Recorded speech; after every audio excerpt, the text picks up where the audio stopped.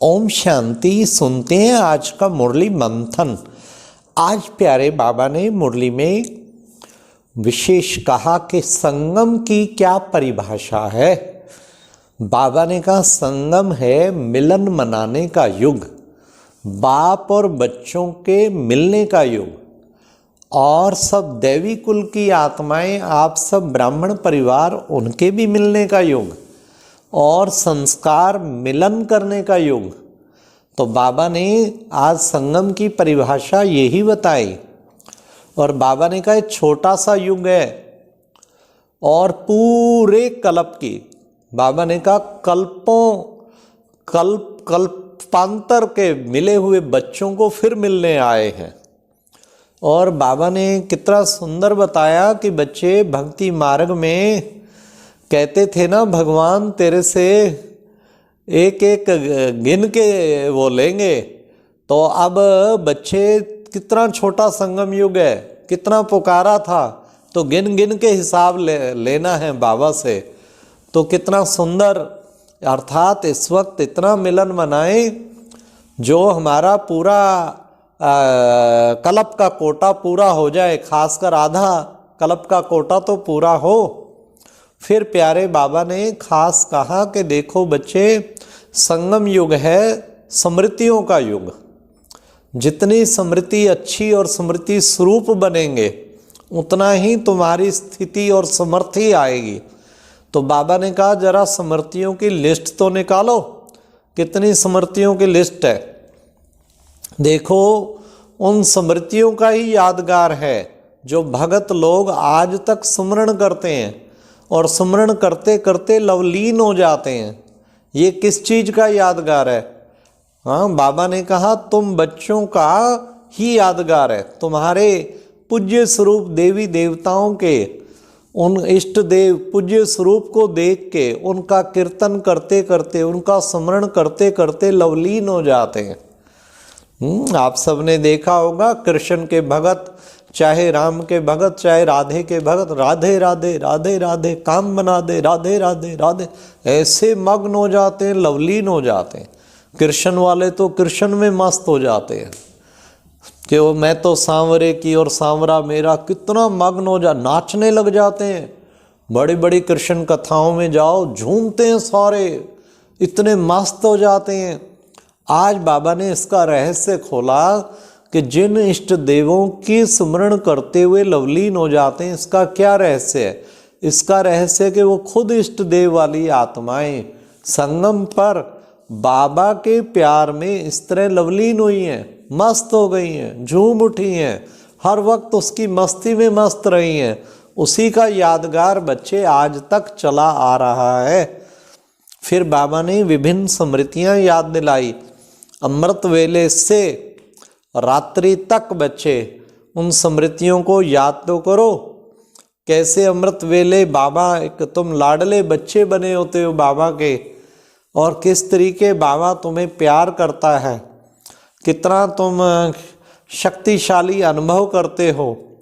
एक बाबा के बच्चे बन के, सिक्की लद्दे बच्चे बन के, नूरे रतन बन के, दिल तख्त नशीन बच्चे बन के बाबा से सर्व प्राप्तियों का अनुभव करते हो। फिर बाबा ने कहा दिन में भिन्न भिन्न संबंधों का वो स्मृति स्वरूप रहना चाहिए। जैसे मुरली सुनने जाते हो, सुबह पढ़ाई का टाइम होता है, तो गॉडली स्टूडेंट, मैं गॉडली स्टूडेंट हूँ, ये एक नशा रहना चाहिए। इस स्मृति स्वरूप में रहेंगे। मेरे लिए खास भगवान पढ़ाने के लिए आते हैं इतना दूर से, तो तुम्हें कितना नशा चढ़ जाएगा।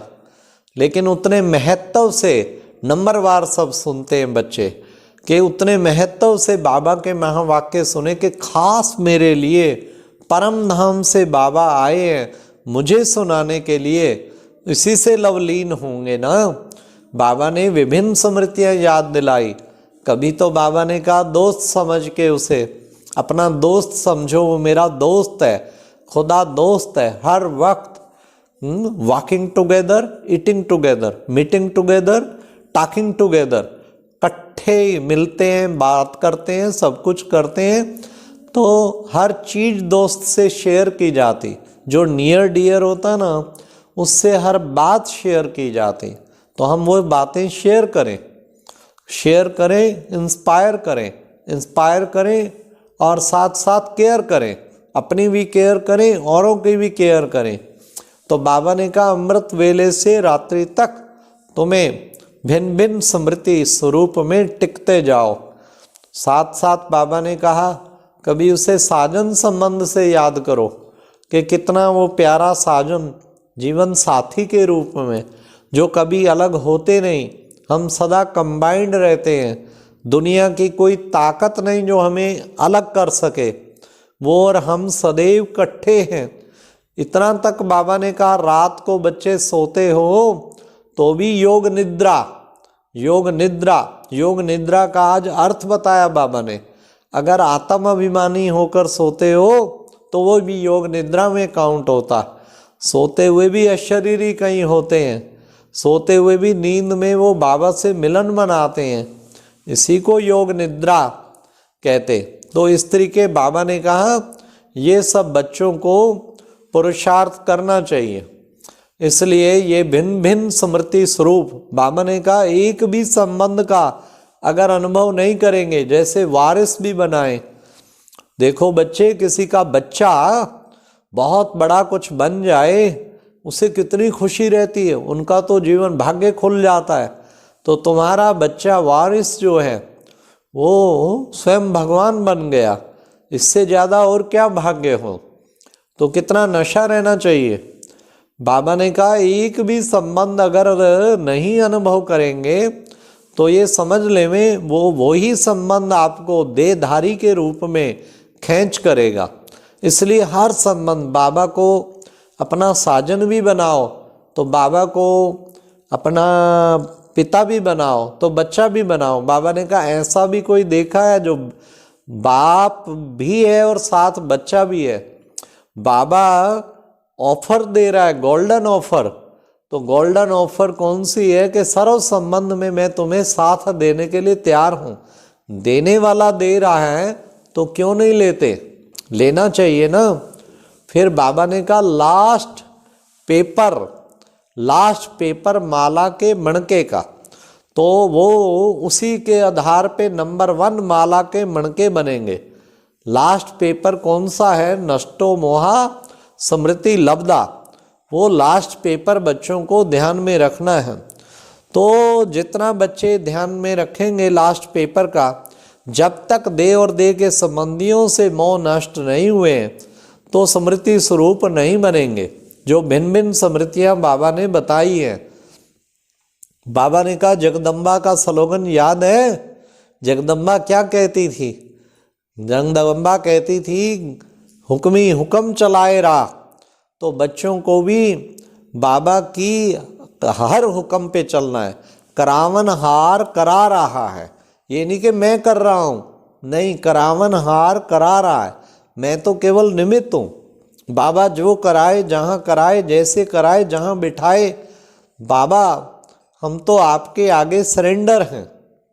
फिर बाबा ने कहा संगम पर 1 का 100 गुना मिलता है। 100 गुना प्राप्ति भी होती है, लेकिन अगर बाबा की श्रीमत प्रमाण नहीं चले तो 100 गुना बाबा ने कहा फिर कट भी होता है। इसलिए उस 1 का 100 गुना का हिसाब ध्यान में रखना है। संगम युग पर 1 का 100 गुना प्रत्यक्ष फल प्राप्त करने वाले पद्मा पदम भाग्यशाली भाव। बाबा ने कहा संगम युग पर ही 1 का 100 गुना प्रत्यक्ष फल देने वाला है।